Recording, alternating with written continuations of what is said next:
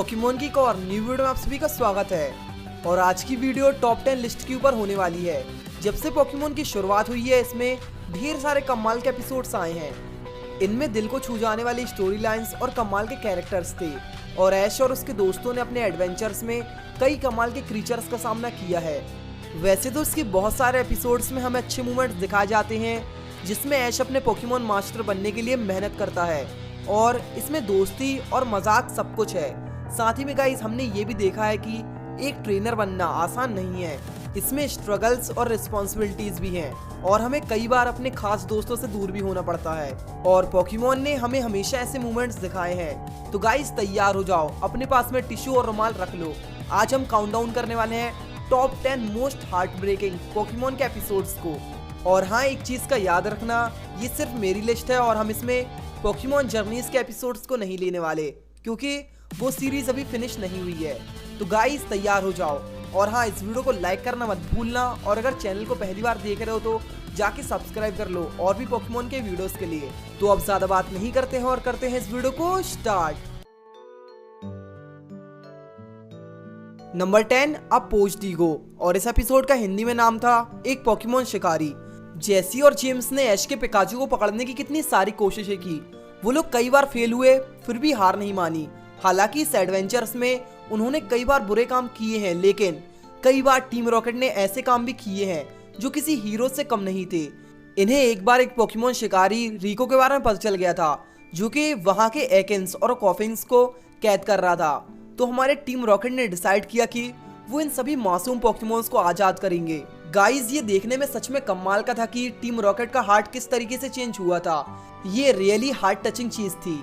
इस एपिसोड में जेसी और जेम्स ने जो डिसीजन लिया था वो बिल्कुल भी आसान नहीं था। उन्होंने डिसाइड किया कि वो अपने प्यारे आर्बॉक और वीजिंग को आजाद कर देंगे जिससे वो उन मासूम पोकेमोन्स की रक्षा कर पाए। ये पोकेमोन्स टीम रॉकेट के पास में शुरुआत से थे, पहले सीजन से। पर जेसी और जेम्स ने अपने पोकेमोन्स की कुर्बानी दी दूसरे पोकेमोन्स को बचाने के लिए। I really love team rocket. अगर तुम सभी को भी टीम रॉकेट पसंद है तो इस वीडियो को लाइक करना और मुझे कमेंट्स में बताना तुम में से कितने लोगों को टीम रॉकेट पसंद है। Number 9 till we compete again. Pokemon X and Y series का आखिरी एपिसोड मेरे लिए सबसे इमोशनल था। पर्सनली गाइस मैं बहुत दिनों तक सैड था और ये बिल्कुल भी मजाक नहीं है, मैं एकदम सीरियस हूँ। मैं इस सीरीज से बहुत ज्यादा जुड़ गया था। इसके आखिरी एपिसोड में ऐश चैंपियनशिप हार गया था और जब कालोस की जर्नी एंड हुई तब ऐश और उसके दोस्तों ने ये डिसाइड किया कि वो अपने अपने रास्ते पर जाएंगे। ये गुड बाय सच में यार दिल को छू जाने वाला था। खासतौर पर ऐश और सरीना को एक दूसरे से दूर होता हुआ देखना सच में फैंस के लिए अभी भी एक सदमे के जैसा है। सरीना ऐश की बचपन की दोस्त है और रियली सरीना के अंदर ऐश के लिए फीलिंग्स हैं। आखिरी सीन में एयरपोर्ट पर अंदर से रोती हुई सरीना ने ऐश को गुड बाय किया था और गाइस कहा था कि वो एक दिन जरूर मिलेगी जब वो बड़े हो जाएंगे। और यहाँ पर शॉकिंग चीज ये थी कि सरीना ने फ्लाइट में जाने से पहले ऐश को किस की थी। हाँ, उसने ऐश को किस किया था। It was really heart touching and emotional part for me. मैं कई दिनों तक इन्हीं सब के बारे में सोच रहा था। लग रहा था यार जैसे मेरा ब्रेकअप हो गया हो। एनीवेज चलते हैं नंबर 8 की तरफ। Number 8 charged burning ambitions. तो ये पूरा एपिसोड हम सभी के फेवरेट चार्जार्ड के ऊपर है। ऐश के चारमेंडर के इवॉल्व होने के साथ ही इसके एटीट्यूड में बहुत सारी चेंजेस आ गए थे। चार्जार्ड बनते ही इस पोकेमोन ने ऐश के लिए अपनी सारी रिस्पेक्ट खो दी थी और वो अपने ट्रेनर की कोई बात नहीं मानता था, जिस वजह से ऐश को एक बड़ी कीमत चुकानी पड़ी पोकेमोन लीग में हारकर। ऐश ने चारफेक वैली में देखा कि वहां पर कितने सारे स्ट्रॉन्ग चार्जार्ड्स हैं, इसलिए यहाँ पर ऐश ने एक बहुत ही बड़ा डिसीजन लिया। वो अपने चार्जार्ड को, अपने प्यारे दोस्त को यहीं छोड़ देगा। हालांकि ऐश ने चार्जार्ड को काबू करने की बहुत ज्यादा कोशिश की थी। वो अंदर से इसके लिए बहुत केयर करता था, पर आखिर में गाइस ऐश ने वही किया जो चार्जार्ड के लिए सबसे बेस्ट था और फिर ऐश ने अपने प्यारे फायर टाइप पोकेमोन को वहीं छोड़ दिया। ये बहुत ही ज्यादा इमोशनल गुड बाय रहा है। जितने भी चार्जार्ड के फैंस थे और पोकेमोन के फैंस सभी इसे देखकर सैड थे। नंबर 7 गो वेस्ट यंग म्याउथ। जेसी और जेम्स का खास पार्टनर म्याउथ किसी मजाक से कम नहीं है। उसने हमें हमेशा हंसाया है, बट इस वाले एपिसोड में हमें इसका एक बहुत ही दुखी और एक पेनफुल पास्ट देखने को मिला जिसमें हमें ये बताया गया था कि उसने कैसे टीम रॉकेट को ज्वाइन किया। म्याउथ बचपन में हॉलीवुड आया था, जहां पर उसे एक प्यारी सी अमीर फीमेल म्याउथ से प्यार हो गया था जिसका नाम म्याउजी था। पर इतना कुछ करने के बाद भी म्याउजी ने उसे रिजेक्ट कर दिया था, ये कहकर कि वो गरीब है, because she is a fucking gold digger. इसके लिए ह्यूमन से बात करनी पड़ेगी। एनीवेज, लेकिन फिर भी हमारे म्याउथ भैया को उससे प्यार था, इसलिए म्याउजी को इम्प्रेस करने के लिए म्याउथ ने दिन रात मेहनत करके इंसानों के जैसे बोलना और खुद को दो पैरों पर चलना सिखाया, जिससे वो म्याउजी को इम्प्रेस कर सके। लेकिन इसके बाद भी म्याउजी ने उसे फिर से रिजेक्ट कर दिया और कहा कि तुम अजीब हो, मैं बोल रहा हूँ ना ये गोल्ड डिगर है। लेकिन म्याउथ बेचारा, वो तो उससे प्यार करता था यार, जिससे उसका दिल टूट गया और उसे उसका पहला सीखा हुआ वर्ड याद आया, रॉकेट्स। इसलिए म्याउथ ने टीम रॉकेट को ज्वाइन किया। जेसी और जेम्स वो थे जिन्होंने सच में म्याउथ को एक्सेप्ट किया और अपना माना। ये रियली एक बहुत ही हार्ट टचिंग और कूल बैक स्टोरी है। Number 6, seeking shelter from the storm. ये पोकेमॉन एक्स एंड वाई का एक बहुत ही इमोशनल एपिसोड है। शुरुआत में तो ऐसा लगता है जैसे ये एपिसोड डरावना और घोस्ट वाला होगा, पर एपिसोड के एंड तक हमें समझ आता है कि ये कितना ज्यादा हार्ट टचिंग और इमोशनल एपिसोड है। एक पोकेमॉन में कितने सारे इमोशंस होते हैं। एक दिन तूफान से बचने के लिए ऐश, शेरीना, क्लेमेंट और बॉनी एक पुराने खंडर मेंशन में चले जाते हैं, जहां उन्हें ये चीज पता चलती है कि यहाँ पर एक घोस्ट टाइप पोकेमॉन एस्पर का साया है। पर एपिसोड के आधे के बाद में हमें ये पता चलता है कि एस्पर यहाँ पर सिर्फ अपनी एक दोस्त के वापस आने का इंतजार कर रहा था, एक वुमन जिनका नाम लेसी था, जो पहले इसके साथ में इस घर में खेला करती थी। पर जब एक दिन एस्पर उनके लिए उनका दिया हुआ पेंडेंट वापस देने आए तो उसने देखा यहाँ पर कोई भी नहीं है, क्योंकि गाइस उनकी डेथ हो चुकी थी। इसलिए एस्पर वहीं पर उनका इंतजार कर रहा था। रियली गाइस, अगर तुम लोगों ने ये एपिसोड पहले देखा था और अगर तुम बड़े हो चुके हो और अगर दोबारा देखो तो तुम्हें ये रियलाइज होगा ये एपिसोड कितना ज्यादा डीप है। ऐश एस्पर से ये प्रॉमिस करता है कि वो लेसी को ढूंढेगा, पर तभी लेसी की ग्रैंडडॉटर वहां आ जाती है और उन्हें ये बताती है कि लेसी अब इस दुनिया में नहीं है। सच में ये हार्ट टचिंग था। और फिर एलिस एस्पर को लेसी की कब्र के पास में ले जाती है, जहां वो उन्हें फ्लावर्स के साथ में आखिरी गुड बाय कह सके। पर अच्छी बात तो ये है कि एलिस एस्पर से कहती है कि वो जब भी चाहे यहाँ पर आकर उसके साथ में खेल सकता है। नंबर 5, गॉटा कैच या लेटर।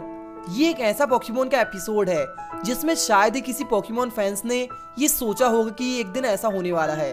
अपने दोस्तों को गुड बाय कहना कभी भी आसान नहीं होता, और जब ऐश को अपने सबसे खास, सबसे लॉन्ग ट्रैवलिंग कंपेनियंस ब्रॉक और मिस्टी से अलग होने का टाइम आया, तो इस सब ने इस एपिसोड को एक इमोशनल एपिसोड बना दिया। ऐश और मिस्टी का रिलेशनशिप सच में स्ट्रॉन्ग है। मिस्टी ऐश की बेस्ट फ्रेंड की जैसी है। 273 एपिसोड्स में एक साथ रहने के बाद में इन दोनों का रिलेशन बहुत ज्यादा स्ट्रॉन्ग हो गया था, पर फिर भी पोकेमॉन के क्रिएटर्स ने आर्क के एंड में मिस्टी को वापस सेरुलेन सिटी में भेज दिया।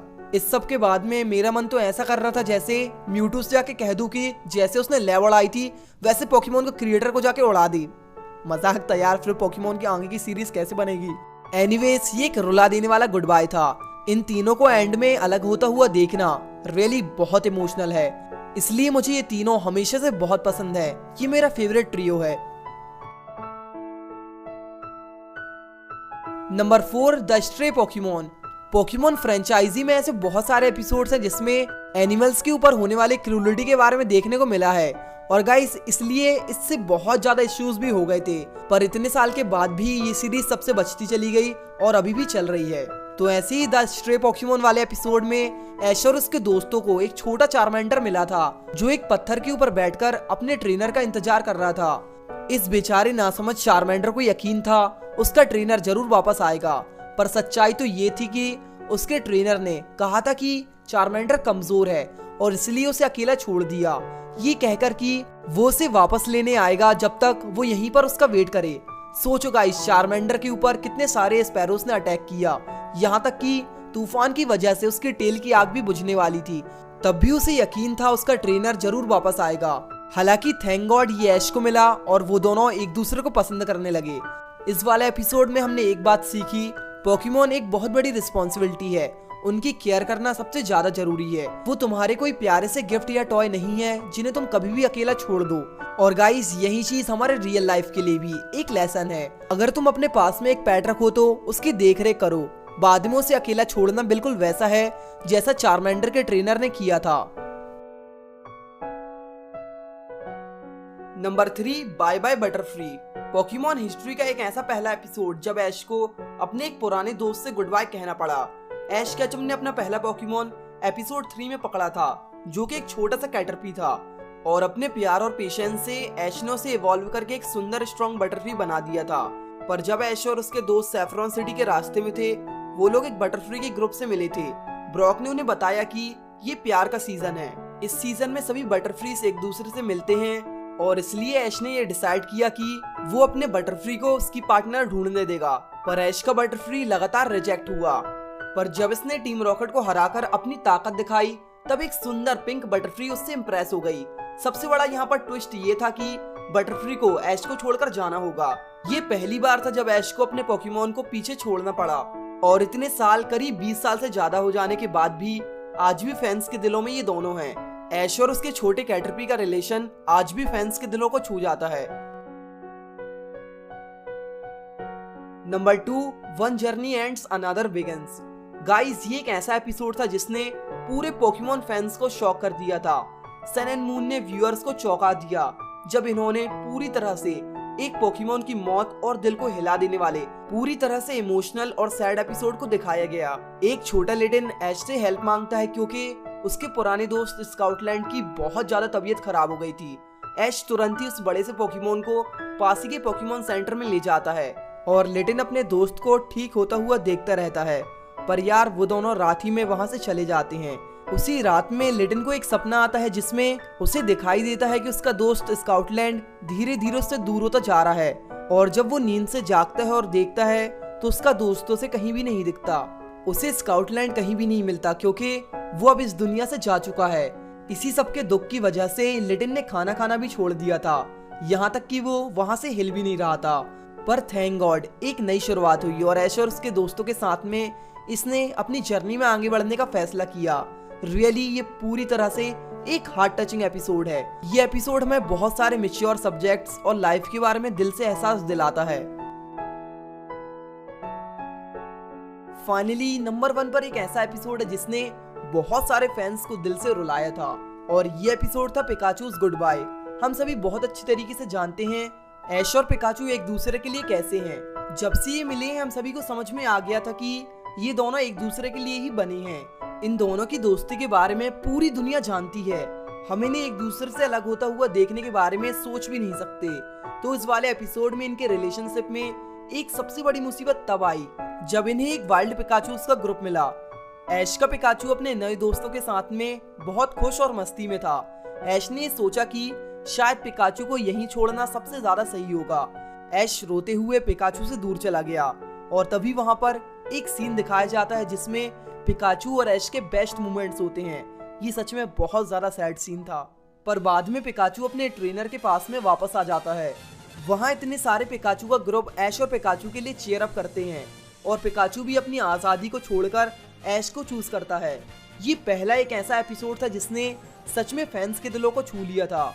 तो गाइज, ये थे टॉप 10 सबसे मोस्ट हार्ट टचिंग एपिसोड्स। तुम्हें सबसे बेस्ट एपिसोड कौन सा लगा, बताओ मुझे कमेंट्स में। और अगर तुम्हें इसका पार्ट 2 चाहिए हो तो इस वीडियो को लाइक करो, जिससे नेक्स्ट वीडियो बहुत ही जल्दी आएगी। जितने ज्यादा लाइक्स होंगे उतनी जल्दी नेक्स्ट पार्ट आएगा, इसलिए लाइक करना। और हाँ, जो भी चैनल में नया है जाके सब्सक्राइब करो और भी पोकेमॉन की वीडियोस के लिए। और अगर तुम्हें अभी तक हमारे गेमिंग चैनल के बारे में नहीं पता तो हमारा एक गेमिंग चैनल भी है, पोकेवेंजर गेमिंग, जहाँ पर हम बहुत सारे गेम्स खेलते हैं। चैनल की लिंक डिस्क्रिप्शन में मिल जाएगी, वरना तुम सर्च भी कर सकते हो। तो गाइज, मिलते हैं हम नेक्स्ट वीडियो में, तब तक के लिए गुड बाय।